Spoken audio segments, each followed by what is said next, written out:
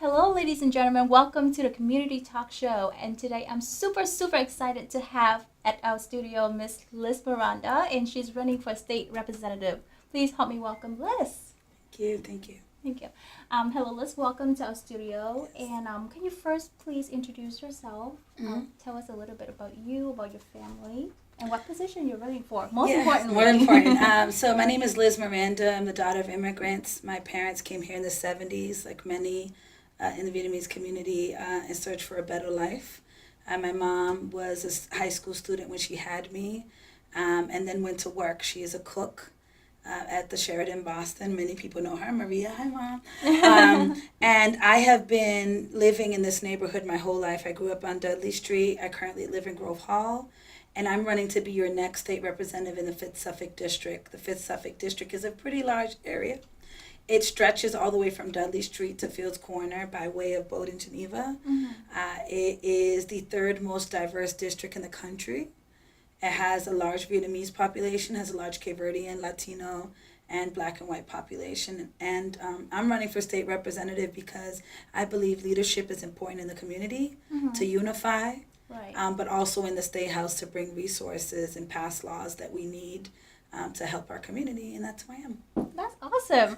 Well, the reason I'm really excited to have Liz here today is that I just found out she's also a Wellesley woman. Yes, Wellesley. So class of '02. And class of 2012. So I'm her little sister, by the way. And it's exciting because most of our families, I was a first generation college student, and Wellesley changed my life, and I'm sure it gave you a lot of opportunity as well. Right.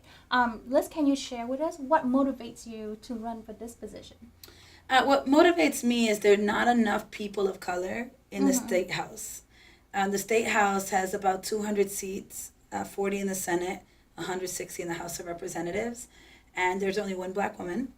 And there are about 13 Blacks and Latinos, and I'm pretty sure if I was to count an Asian American, it'd probably be one or two. Out of 160 to 200 seats, that's just unacceptable. Our community needs representation because experience matters, advocacy matters, people who understand our communities matter too. And what really motivated me to run is a year ago, my brother was a victim of a robbery and he was killed. And I'm a youth worker, so I run a community center in Roxbury, and I had been working to fight violence for a long time. And I still felt the pain of that. And I said to myself, there's more to be done. And so the more to be done is that we need more money in out-of-school time and education to make our schools stronger. We need young people in jobs and elders in good jobs so they can buy homes and stay in this neighborhood. I know that the Vietnamese community, along with the Cape Verdean community, has been pushed out. So we've made this place our home, and now it's really expensive, and it's harder and harder for working class people to survive.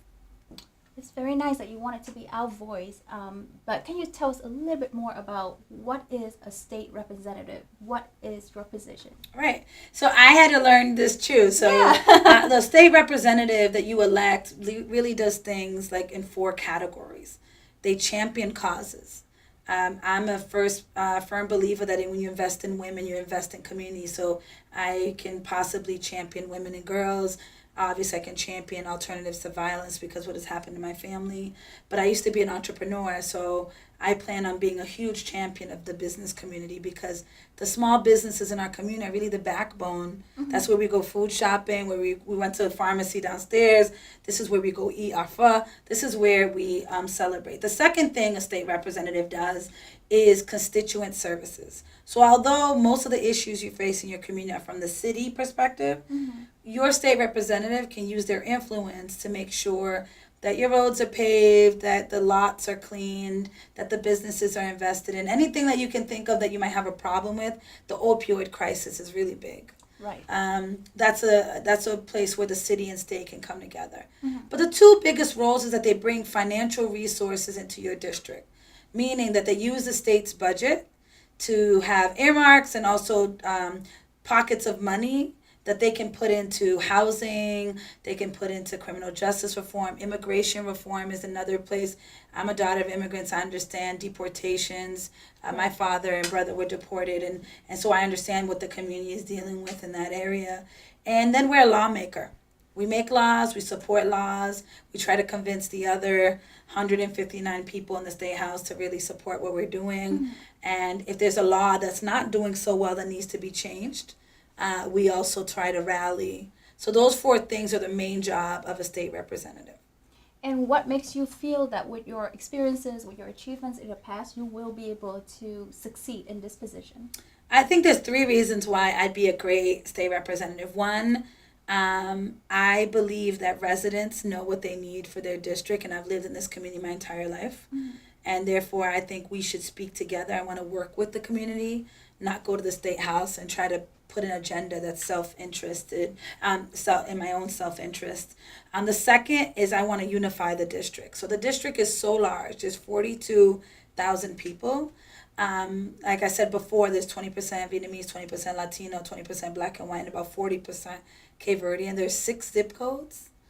And then there's 10 little neighborhoods in one. So there's Jones Hill, there's Borden Geneva, there's Fields Corner, just to name a few. Very diverse neighborhood. So if you're going to be a leader in this community, you cannot focus on one area. You have to focus on being a voice for everyone. And I think that I've shown that in my track record. The other thing is I get things done. I believe that people are tired of being in communities that don't get their fair share.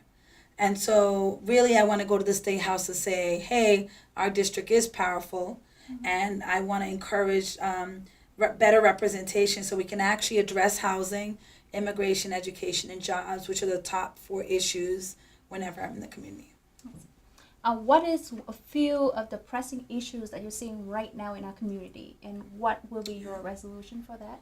Crime keeps coming up. It was interesting to hear from you around depression in young people. There is a rise in homelessness and mental unwellness in our community. So mental health and trauma investment is something that I want to work with our community health centers. We have great community health centers from Bowden Street to Uphams to Dot House, just to name 3 of them. And I think that if we invest more in mental health supports, it's great. Young people have been my career for the past 20 years. A lot of times people don't realize that the reason that there's so much crime is there's a crisis of opportunity in our city. There's not enough jobs and not enough youth programs, safe spaces for young people to go. Also, young people don't necessarily know how to deal with their anger, how to manage that, or their sadness for that matter. Housing, people are sad, people are scared. People from every corner in this neighborhood want to be able to live in a community that they love. You think about the Vietnamese elders and the Cape Verdean elders, or elders in the Black community, or Latino elders. Being familiar with where you live is important because most of them are at home. So they want to be able to go to a restaurant or a store that they know everybody. They don't want to live in another town where they may not know anyone. So housing keeps coming up.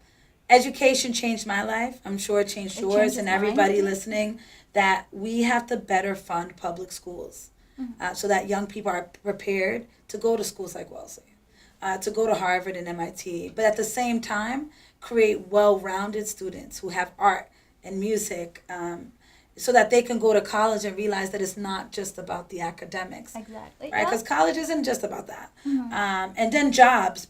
My mom worked a low-wage job her whole life. I know that in a lot of communities, people are not making enough to survive, or they're making the same amount for 10, 15, 20 years. So we have to pay people more, we have to protect them and give them better jobs. So I want to create more pathways to the industries in our state that are actually powerful. Technology, hospitality, healthcare, life sciences are important in education. Excellent. Any other facts, any other things about your campaign that you would like to share with us? I really feel that I'm the people's choice, the person who can really understand. I'm a great communicator. I'm a person that brings people together. I would just say to people that September 4th is so important.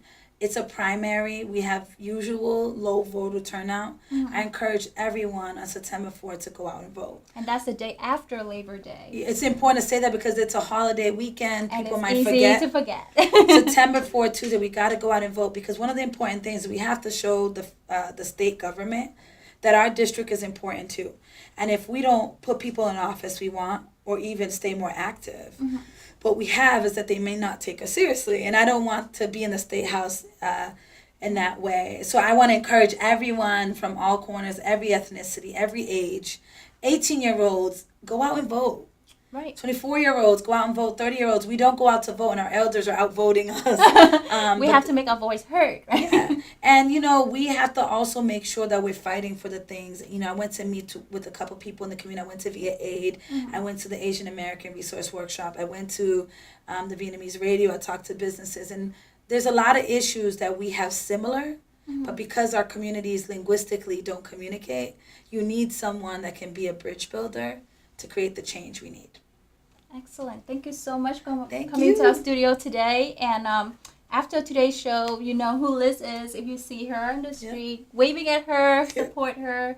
Thank I you. wish you best of luck. Thank you so Thank much, you. and hello, goodbye. Thank you. Bye-bye.